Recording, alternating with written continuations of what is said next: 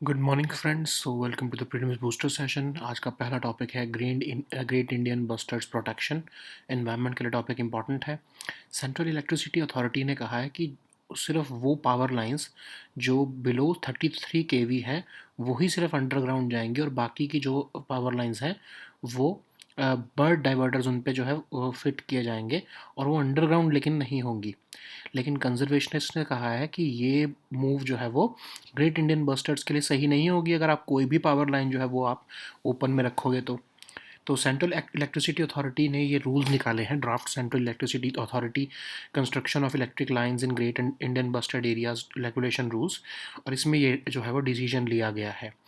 अब जिन्होंने पटिशन डाली थी सुप्रीम कोर्ट में, उन्होंने बोला है कि जो सुप्रीम कोर्ट का जो रूलिंग थी उसके ये डायरेक्ट वायलेशन में है ये, और ओवरहेड पावर लाइंस जो है वो सबसे बड़ा थ्रेट है ग्रेट इंडियन बस्टर्ड्स के लिए। अब ग्रेट इंडियन बस्टर्ड्स क्या हैं? One of the largest flying birds हैं, इंडिया के हैवीएस्ट फ्लाइंग बर्ड भी कहा जा सकता है इसको। ब्लैक क्राउन होता है इसके फोरहेड पे।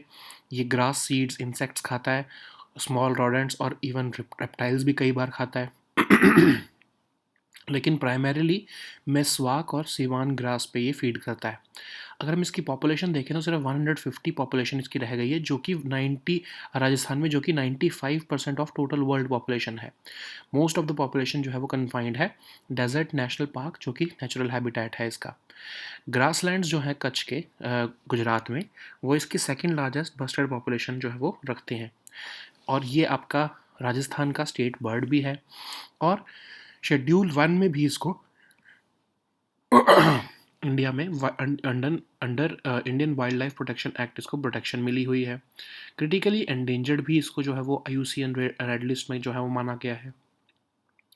इसका ब्रीडिंग सीजन मार्च टू अक्टूबर होता है, लेकिन इसकी कैप्टिव ब्रीडिंग भी करके देखी गई थी डेजर्ट नेशनल पार्क में wild life institute of India द्वारा। ठीक है।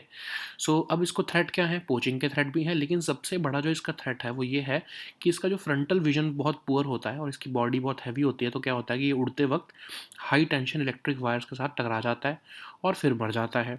तो इसीलिए जो है सुप्रीम कोर्ट ने रूलिंग दी थी कि आप जितने भी ओवरहेड पावर ट्रांसमिशन लाइंस हैं जो कोर एरियाज़ में राजस्थान और गुजरात के, जहाँ पर ये ग्रेट इंडियन बस्टर्ड के हैबिटेट्स हैं, उन सबको आप अंडरग्राउंड कर दो।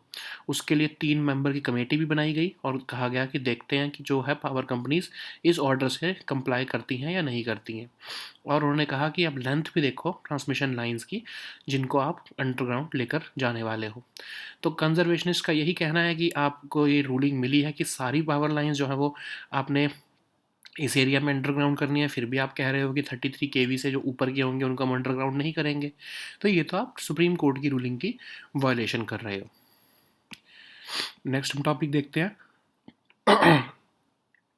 ट्रांजिट एंटीसिपेटरी बेल गवर्नेंस के लिए टॉपिक इंपॉर्टेंट है। दिल्ली कोर्ट हाई कोर्ट ने रिसेंटली ट्रांजिट एंटीसिपेटरी बेल दी है एक पर्सन को on the basis of an FIR जो कि उसके अगेंस्ट तमिलनाडु पुलिस ने लॉन्च की है। ट्रांजिट एंटीसिपेटरी बेल होती क्या है? ये बेल तब अप्लाई की जाती है जब एक पर्सन के केस जो केस है, जो एक पर्सन के अगेंस्ट जो केस है वो किसी और स्टेट में जो है वो फाइल किया गया है, जहाँ पर उसको as compare to the state जहाँ पर उसको अरेस्ट किया जा रहा है। मतलब तमिलनाडु में केस रजिस्टर हुआ है, लेकिन उसको तमिलनाडु पुलिस जो है वो दिल्ली में आकर अरेस्ट करने के लिए आने वाली है। ठीक है। तो ये पर्पस ऑफ ट्रांजिट बेल का मतलब ये होता है कि उस पर्सन को बेल मिल जाए और वो अपने जो है appropriate court in the state को वो अप्रोच कर सकता है उसके लिए। अगर उसके पास ट्रांजिट एंटीसिपेटरी बेल नहीं है तो इससे क्या होगा कि तमिलनाडु की जैसे जो स्टेट पुलिस है वो आकर उसको दिल्ली में से अरेस्ट करके लेके जा सकती है। और जो प्रोसीजर होता है ट्रांजिट एंटीसिपेटरी बेल लेने का वो सेम वैसा ही होता है जैसे एंटीसिपेटरी बेल की एप्लीकेशन के लिए लगता है। अब ट्रांजिट एंटीसिपेटरी बेल हमारे किसी भी इंडियन लॉ में कोडिफाइड तो नहीं है, लेकिन ये जुडिशियल प्रैक्टिस और लीगल प्रेसिडेंट से जो है वो एमर्ज हो चुका है। बेल क्या होती है? एक जुडिशियल रिलीज होता है एक अक्यूज पर्सन का कस्टडी से, इस कंडीशन पे कि वो अक्यूज़ जो है वो कोर्ट में जब भी बुलाया जाएगा जिस भी डेट पर वो हाजिर हो जाएगा। सेक्शन 436 टू 439 जो है क्रिमिनल प्रोसीजर कोड के बेल के कंसेप्ट से डील करते हैं। अब सीआरपीसी में बेल जो है वो ग्रांट की जा सकती है या तो पुलिस ऑफिसर द्वारा या फिर जुडिशियल मैजिस्ट्रेट द्वारा। और एंटीसिपेटरी बेल क्या होती है? ये वो बेल होती है जो इन एंटीसिपेशन, मतलब आपको लग रहा है कि आपको अरेस्ट किया जा सकता है इस पर्टिकुलर केस में, तो आप उसमें अंडर सेक्शन 438 ऑफ सीआरपीसी आप वो बेल के लिए अप्लाई कर सकते हो, खासकर उस नॉन बेलेबल ऑफेंस के लिए जिसमें आपको अरेस्ट किया जा सकता है। ठीक है, अब इसकी एप्लीकेशन आपको हाई कोर्ट या सेशंस कोर्ट में देनी होती है। एंटीसिपेटरी बेल का मीनिंग यही हुआ है कि आपके अरेस्ट होने से पहले ही आपने बेल को अप्लाई कर दिया, क्योंकि आपको आप एंटीसिपेट, आप ये एक्सपेक्ट कर रहे हो कि आपको अरेस्ट किया जा सकता है। और एक बार ये बेल मिल जाए तो पुलिस आपको अरेस्ट नहीं कर सकती without the permission of court. Next हम टॉपिक देखते हैं, हेल स्टॉर्म। ज्योग्राफी के लिए टॉपिक इंपॉर्टेंट है। एक सडन चेंज देखने को मिला है वेदर कंडीशंस में मध्य प्रदेश की, जिसकी वजह से क्या हुआ है कि स्टेट के जो फार्मर्स हैं उनकी क्रॉप्स डैमेज हो गई हैं due to heavy rain and hail storm. अब हेल स्टॉर्म क्या होती है? हेल स्टॉर्म एक टाइप ऑफ सॉलिड रेन है जिसमें बॉल्स और लंप्स ऑफ आइस जो है वो आपको देखने को मिलते हैं। स्टॉर्म्स जिससे जो कि आपकी हेल प्रोड्यूस करती हैं उनको हम हेल स्टॉर्म्स कहते हैं। अब हेल स्टॉर्म्स के कंडीशंस क्या होती हैं? पहली बात तो बहुत ही डेवलप्ड क्यूमुलोनिम्बस क्लाउड होने चाहिए प्रेजेंट, और वो इतने लंबे होने चाहिए कि जो लगभग 65,000 फीट की जो है वो ऊंचाई को अचीव कर लेते हैं। ठीक है, तो अब जो है स्ट्रॉन्ग करंट्स होने चाहिए इस क्लाउड के अंदर ऊपर उठते हुए, जिससे क्या होगा कि high concentration of super cooled liquid water वो ऊपर को जो है वो एमर्ज होगा। अब हेल्स फॉर्म कैसे होते हैं? सबसे पहले तो ये एक वाटर ड्रॉपलेट की तरह फॉर्म होते हैं। ये ऊपर की तरफ उठते हैं थंडर क्लाउड में। जैसे जैसे ये ऊपर उठते रहते हैं तो इसके जो वाटर ड्रॉपलेट्स होते हैं उसके आसपास जो है वो एक तरह से आइस बनने लग जाती है, forming a layer of ice और अराउंड दिस वाटर ड्रॉपलेट। और जब ये और ऊपर उठते रहते हैं तो ये और मोर सुपर कूल्ड पार्टिकल्स के साथ कांटेक्ट में आते रहते हैं। फिर ये हेल का जो एम्ब्रियो है ये बड़ा होता रहता है, और बड़ा होते होते इस लेवल पर पहुंच जाता है कि जब ये हाई ऑल्टीट्यूड पे बहुत भारी हो जाता है तब ये ग्रेविटी इसके ऊपर एक्ट करती है और ये नीचे गिर जाता है, और ये बारिश के साथ आपके हेल स्टॉर्म में कन्वर्ट हो जाता है। ठीक है, नेक्स्ट हम टॉपिक देखते हैं, सिक्योरिटी बेस्ड लैंडिंग। इकोनॉमी के लिए ये टॉपिक इंपॉर्टेंट है। अदानी ग्रुप ने अभी रिसेंटली अपने जो शेयर्स बैक्ड उनके लोन थे उनको प्रीपे कर दिया है। प्रीपे मतलब अप्रैल 2025 में उनको ये लोन पे करना था, पर उन्होंने ऑलरेडी ही पे कर दिया है। ठीक है, पहले ही पे कर दिया है उन लोन को। तो सिक्योरिटी बेस्ड लैंडिंग होती क्या है? बेसिकली आप अपने एक लोन उठा रहे हो मार्केट से या फिर मतलब समझ लो बैंक से, और उसके बेस आप अपनी कोलैटरल क्या रख रहे हो? स्टॉक्स या म्यूचुअल फंड्स या फिर जो आपने ईटीएफ्स जिसमें आपने इन्वेस्टमेंट की हुई है। ठीक है, हो सकता है कि मेरे पास, अब समझ लो अगर मैं हाई नेट वर्थ इंडिविजुअल हूँ तो मेरे पास बहुत सारा स्टॉक मार्केट में इन्वेस्टमेंट होगा, तो मैं, मेरे पास अगर और कुछ कोलैटरल नहीं है तो मैं उसी को ही एज अ कोलैटरल रख दूंगा बैंक के सामने और मैं वो लोन ले लूँगा। ठीक है, लेकिन बैंक कहता है कि ये जो लोन आपको मैं दूंगा इसको मतलब ये नहीं है कि आप उस पैसे का इस्तेमाल करके आप मार्केट में इन्वेस्ट कर दो। ठीक है, प्रॉफिट कमाने के लिए ऐसा नहीं कर सकते। तो क्योंकि अब जो कोलैटरल रखा है मैंने वो मार्केट के ऊपर डिपेंडेंट है, तो ऑफ कोर्स क्योंकि उसमें भी बहुत वॉलेटिलिटी रहेगी, बहुत मार्केट वॉलेटाइल होती है, तो इसीलिए जो है सिर्फ उन्हीं लोगों को ये लोन दिया जाता है जिनको पता है कि इनकी हाई नेट वर्थ है। क्योंकि जो है इवन अगर वो कोलैटरल उनका फेल भी हो जाएगा किसी कंटेक्स्ट में तो भी चांस है कि वो अपने लोन को प्रीपे कर सकते हैं। ठीक है, और बोरोवर्स को इसका क्या फ़ायदा होता है कि वो अपनी ही इन्वेस्टमेंट को के उसके थ्रू जो है वो इजी कैपिटल को एक्सेस कर सकते हैं। इजी एक्सेस टू उनको जो है कैपिटल मिल जाता है या क्रेडिट मिल जाता है, लोअर इंटरेस्ट रेट पे मिल जाता है, और उनकी फ्लेक्सिबिलिटी भी जो है रीपेमेंट की वो ग्रेटर होती है as compare to a conventional loan. Next हम टॉपिक देखते हैं, Hindu rate of growth. Economy के लिए ही टॉपिक इंपॉर्टेंट है। Former RBI governor Raghuram Rajan ji जो है उन्होंने कहा है कि इंडिया जो है वो dangerously close to Hindu rate of growth पहुंच चुका है। अब हिंदू रेट ऑफ ग्रोथ क्या है? एक मॉनिकर है जो लेट इकोनॉमिस्ट राजकृष्ण 1978 में उन्होंने बनाया था, जो उस टाइम पर स्लो ग्रोथ में चल रही थी इकोनॉमी में, तो उसके लिए जो है उन्होंने उसको हिंदू रेट ऑफ ग्रोथ जो है वो कहा था। अब ये टर्म जो है इसका मतलब क्या होता है कि 4% के आसपास जो ग्रोथ चल रही थी 1950s और 1980s के बीच में, उसको हमने हिंदू रेट ऑफ ग्रोथ का नाम दिया था।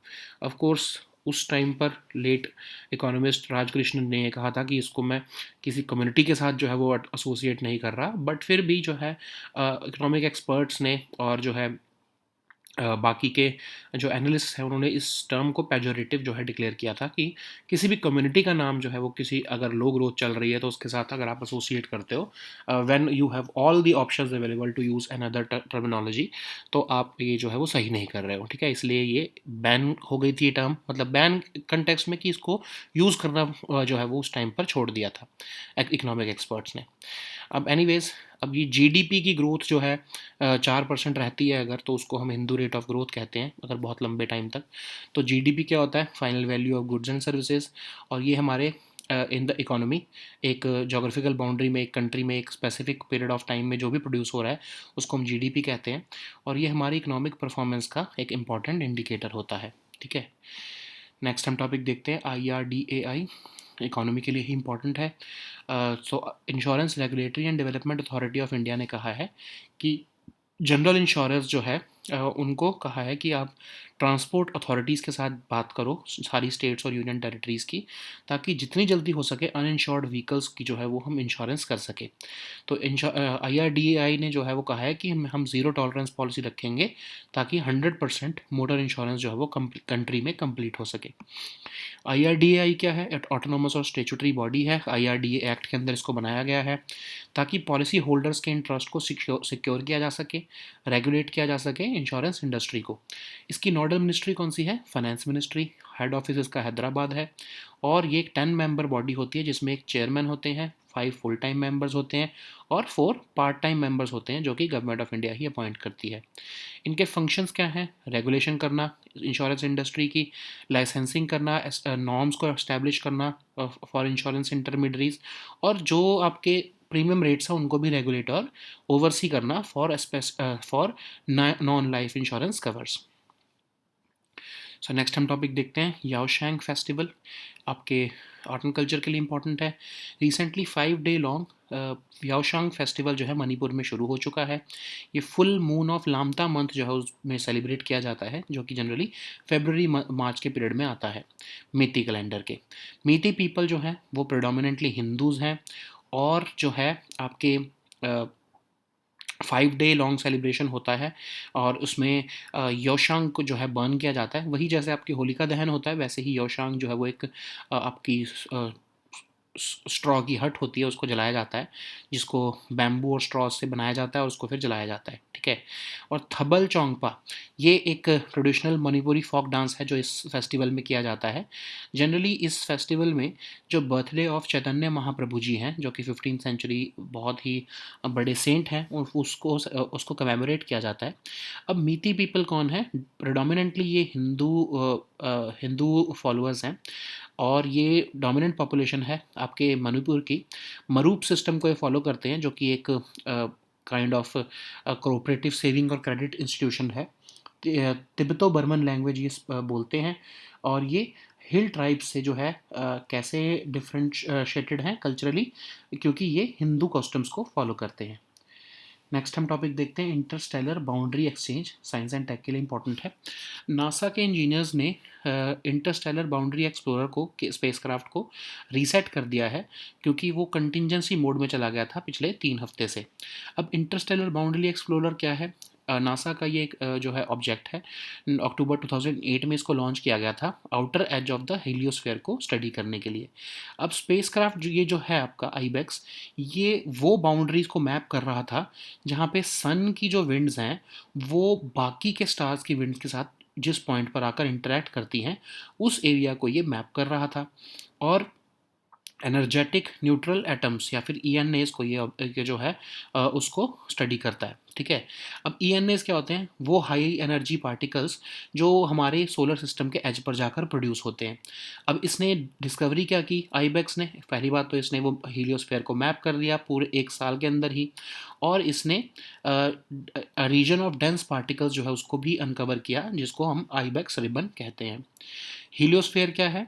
हीलियोस्फीयर वो रीजन है जहाँ पर कांस्टेंट फ्लो ऑफ पार्टिकल्स चलता है हमारे सन की तरफ से, कॉल्ड सोलर विंड, और वहाँ पर जाकर ये रेस्ट ऑफ द गैलेक्सी के साथ कोलाइड होती हैं ये सोलर विंड्स, और उस एरिया को हम हीलियोस्फीयर कहते हैं। नेक्स्ट हम टॉपिक देखते हैं इनक्रेडिबल इंडिया कैंपेन। ये भी आपके गवर्नेंस के लिए इंपॉर्टेंट है। मिनिस्ट्री ऑफ टूरिज्म ने इनक्रेडिबल इंडिया ब्रांड के अंदर जो है ITB बर्लिन में पार्टिसिपेट करना जो है वो शुरू कर दिया है। आईटीबी एक प्रेस्टिजियस प्लेटफॉर्म है जो कि टॉप इंटरनेशनल ट्रैवल शोज़ हैं। यहाँ पर इंडिया, इनक्रेडिबल इंडिया जो है हॉलिस्टिकली अपने प्रोग्राम को जो है वो प्रमोट कर रहा है 5 थीमेटिक टेलीविज़न कमर्शियल्स के साथ। और एक तरह से इनक्रेडिबल इंडिया 2.0 वहाँ पर लॉन्च किया, मतलब वहाँ पर प्रमोट किया जा रहा है। अब इनक्रेडिबल इंडिया 2.0 क्या है कि पोस्ट पैंडमिक इंडिया में जो है हम टूरिज़्म को प्रमोट करने के लिए हमने इस प्रोग्राम को निकाला है। अब पहले तो देखते हैं इनक्रेडिबल इंडिया क्या है। इनक्रेडिबल इंडिया कैंपेन एक इंटरनेशनल टूरिज़्म कैंपेन है, 2002 से इसको चलाया जा रहा है ताकि इंडिया में टूरिज़्म को प्रमोट किया जा सके। अब इसमें जो है नॉर्मल जो पहले प्रमोशन होती थी ना, उसको जो है छोड़कर अब specific to the market promotion की जा रही है। मतलब समझ लो यूरोपियन जो आपके अगर टूरिस्ट हैं तो उनको वो एरियाज़ जो हैं इंडिया के जो सबसे ज़्यादा जहाँ पर वो विज़िट करते हैं, तो स्पेसिफिक टू द मार्केट जो है वो एरियाज़ जो है वहाँ पर प्रमोट किए जाएंगे ताकि वो इंडिया में आकर विज़िट करें। कंटेंट क्रिएशन भी उसी हिसाब से किया जाएगा। समझ लो कि हमने ये अगर ट्रेंड देखा है कि एग्जांपल लेते हैं कि जो यूरोपियंस हैं या वेस्ट यूरोपियंस हैं, वो सबसे ज़्यादा जो है आपके रूरल एरियाज़ में जाना जाना प्रेफर करते हैं इंडिया में। तो उनको ऑफ कोर्स उसी तरह का जो है कंटेंट दिखाया जाएगा कि इंडिया में ऐसा एरिया है, ताकि वो पर्टिकुलरली इंडिया में आ सकें।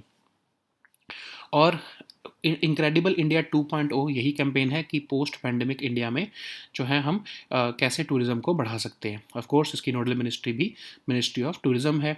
अब इनक्रेडिबल इंडिया 2.0 के अंदर हमने हॉलिस्टिक आइलैंड डेवलपमेंट प्लान भी जो है वो एनविसाज किया है ताकि अंडमान एंड निकोबार और लक्षद्वीप आइलैंड में भी जो है हम टूरिज़्म की प्रमोशन कर सकें। ठीक है, so now let us see all these topics in English. So the first topic is Great Indian Bustards Protection Environment. So this topic is important for your environment section. So recently, Central Electricity Authority has proposed that we will only be making those power lines underground which are below 33 kV. Okay, and the rest of the power lines will be fitted with the bird diverters.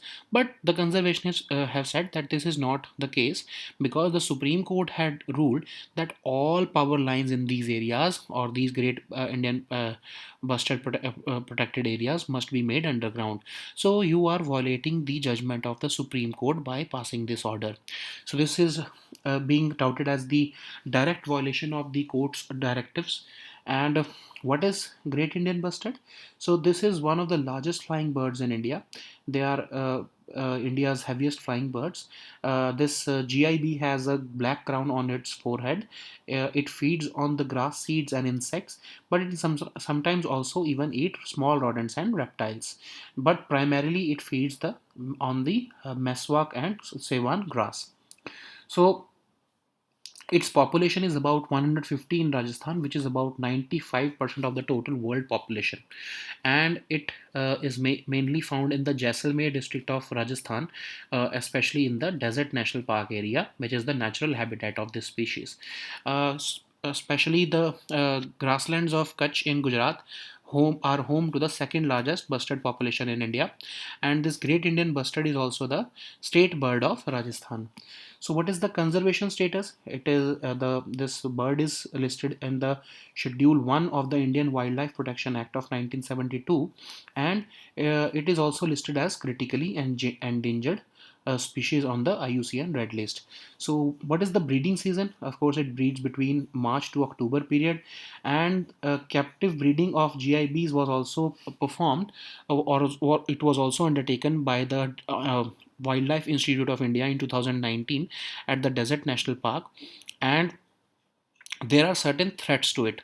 So what are those threats apart from poaching? The biggest threat is that this bird has a poor frontal vision, and because of it having its heavy bodies, it generally collides with the high tension electric wires. So that's why protection is needed. So Supreme Court intervened in April 2021. It passed an order that all overhead power transmission lines in these core and potential great Indian bustard habitat areas of Rajasthan and Gujarat should be made underground.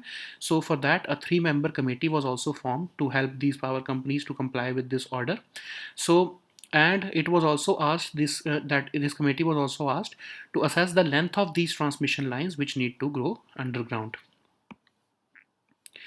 So the next topic is transit anticipatory bail. This topic is important for your governance section. So recently, Delhi High Court has granted transit anticipatory bail to a person in an FIR which was lodged against him by the Tamil Nadu police. So what is transit anticipatory bail? It is the one of the most sought bails, especially when a case is such that a person has been or is likely to be filed or likely to be arrested by a state police which is different from his residence. Okay, so like in this case, the person who is staying in Delhi, and there is a possibility that the Tamil Nadu police will come to Delhi and arrest him. So for that, transit anticipatory bail would be required. So in the absence of this transit anticipatory bail, the another state's police would be able to arrest a person in from his home state. So this bail allows the person to approach the appropriate court in the state, and the procedure of this transit anticipatory bail is almost similar, or rather exactly similar, to any anticipatory bail application. So the concept of transit anticipatory bail has not been codified in Indian law, but it has found its identity through the judicial practice and legal precedents. So what is a bail? So it's a judicial release of an accused person from custody on the condition that this accused person will appear in court at a later date.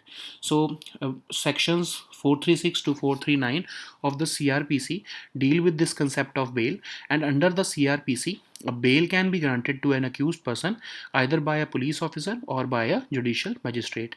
So what is an anticipatory bail? So the term anticipatory must be enlightening enough for you, because anticipation means that you are expecting that you can be arrested. So to avoid that situation, you go to the court under section 438 of the CRPC, and you apply for a bail that you should be protected from the arrest of police. So this application can be made either to the High Court or the Sessions Court, and this anticipatory bail is basically bail before the arrest. And once this bail is granted, then the police cannot arrest an individual if the court has granted this bail. So the next topic is hailstorm. This topic is important for your geography section. So sudden change in weather conditions in Madhya Pradesh has hit state farmers because the crops have been damaged due to heavy rain and hailstorm. So what is hailstorm? It is type of a solid rain which is made up of balls of or lumps of ice. So storms which produce hail are also known as hailstorms. Generally, these hailstorms are developed in the cumulonimbus clouds, and they are as high as 65,000 feet.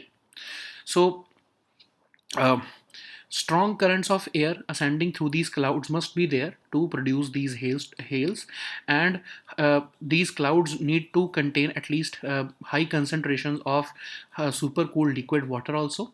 Then let us see also how these hails are formed. So generally it starts as a water droplet, but it sweeps up and it starts its ascending movement inside that thundercloud. As it starts moving upwards, this water droplets starts forming layers of ice around it, and when it comes into contact with more and more supercooled particles, this hail embryo starts growing larger and larger, and when it gets enough heavy, and then that gravity starts taking action on it, it starts falling with the rain. Okay. So the next topic is securities-based lending. This topic is important for your economy section. So Adani Group has recently prepaid its securities-backed loan worth $902 million ahead of their maturity by in April 2025. So by before 2 years, the Adani Group has paid its securities-based loans. So what is this securities-based lending? So it is the practice of raising a loan by offering your existing investments in stocks, mutual funds, ETFs as collaterals. If you have nothing else to give to the bank as collateral, then you put up your investments as collaterals, that in case you default on the loan, then this bank can sell these investments and recover money. So it is only generally offered to the high net worth individuals. It cannot be used for making further security purchases. So it is not the case that you take the loan and then you buy another set of shares or mutual funds from that money, because this is very volatile. Stock market is very volatile. So this, there is high risk of forced liquidation also for these loans. But it is beneficial for the borrowers because they get easy access to capital at lower interest rates, and they have greater repayment flexibility also, because they also have to avoid having to sell their securities. So the next topic is Hindu rate of growth. This topic is again important for your economy section. Former RBI Governor Raghuram Rajanji has recently said that India is dangerously close to the Hindu rate of growth. So this Hindu rate of growth is considered as a pejorative term, which has been coined by late economist Raj Krishna in 1978 to describe the situation of Indian economy between 1950s and 1980s, when the GDP growth of Indian economy averaged around 4%. So what is GDP? It is the final value of goods and services which are produced within the geographic boundaries of a country during a specified period of time, normally a year. So GDP growth is an important indicator of economic performance of a country. So uh, so that in the last few quarters, India has also been witnessing slow growth, almost 4.3 4.6%, and it averages out about to 4%. So that's why former RBI governor has raised these concerns. So anyways, what is the next topic? It is IRDAI. This topic is important again for your governance section. So IRDAI, that is the Insurance Regulatory and Development Authority of India, has asked the general insurers to talk to transport authorities of 28 states and 8 union territories to provide mandatory cover for the uninsured vehicles. So it is happening? Because IRDA wants that we should achieve 100% motor insurance in the country with zero tolerance policy.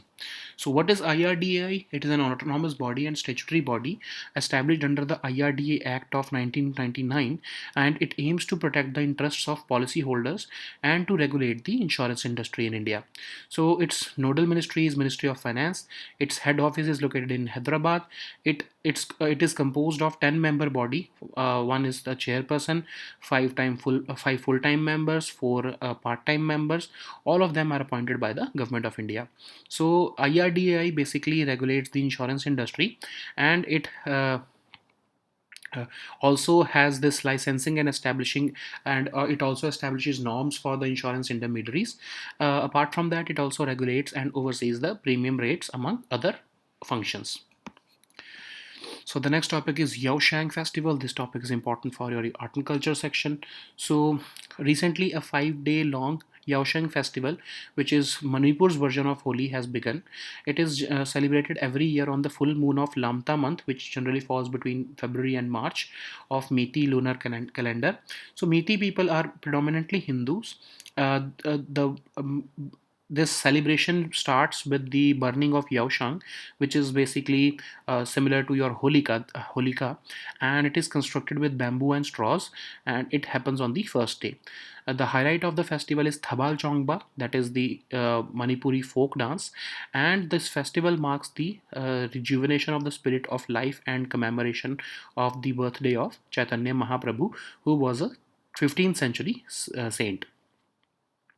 So who are these Meitei people? So this is the dominant population of Manipur.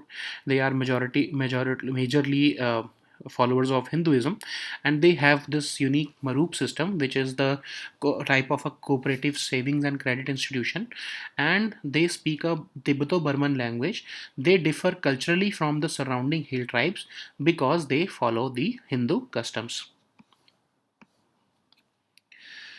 The next topic is interstellar boundary exchange. This topic is again important for your science and tech section. So recently, NASA engineers have successfully reset the interstellar boundary explorer and spacecraft, and because it went into contingency mode for 3 weeks. So this IBEX was launched in 2008 to study the outer edge of the heliosphere, and this spacecraft is designed to map the boundary where winds from the sun will interact with the winds from other organs. I'm sorry, the other stars. So this solar system boundary is studied by observing energetic neutral atoms, which are also called the ENAs. So these are basically the high energy particles which are produced at the very edge of our solar system. So what has been the major discoveries of IBEX? So it has successfully mapped the heliosphere within a year of its launch, and it has also discovered a dense region of particles called the IBEX ribbon. So what is heliosphere? It is the region where there is constant flow of particles from our sun, called the solar wind, and where it collides with the materials from the rest of the galaxy. So this region is called heliosphere. So the next topic is Incredible India campaign. This topic is important for your governance section. Ministry of Tourism under the Incredible India brand is participating in the ITB Berlin 2023, and this ITB is a prestigious platform among the top international travel shows, and here the Incredible India team is holistically promoting the tourism in India through five thematic television commercials on different themes. So what is Incredible and India campaign?